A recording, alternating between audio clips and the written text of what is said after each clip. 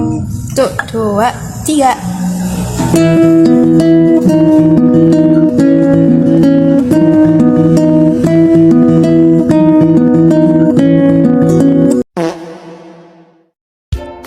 Assalamualaikum warahmatullahi wabarakatuh.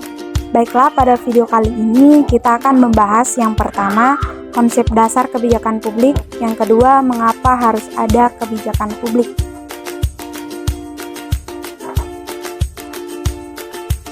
Yang pertama, konsep dasar kebijakan publik.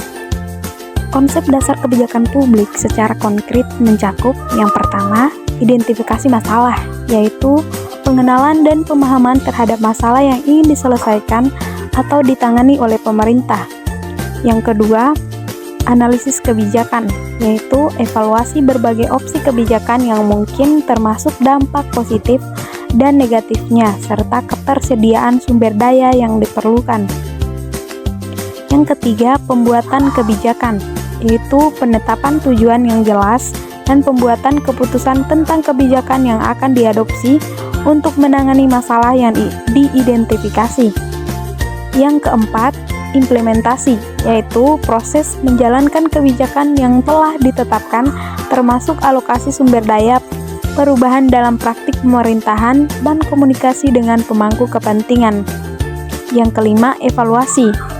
Evaluasi dampak dan efektivitas kebijakan yang diimplementasikan untuk menentukan apakah tujuan telah tercapai dan apakah perubahan perlu dilakukan.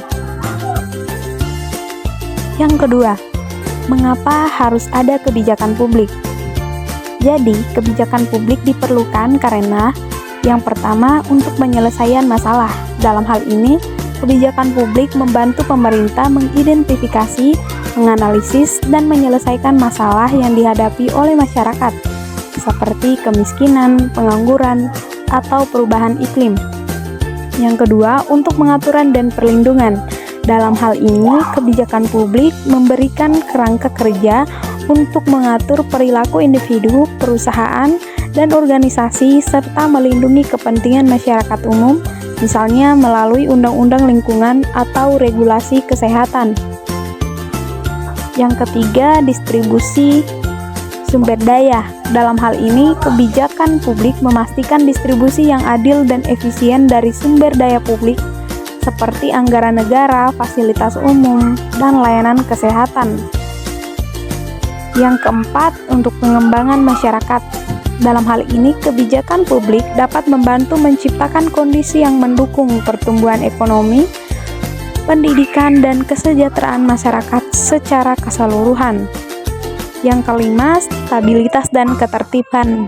Dalam hal ini, kebijakan publik menciptakan kerangka kerja hukum dan tata kelola yang diperlukan untuk menjaga stabilitas sosial, politik, dan ekonomi suatu negara.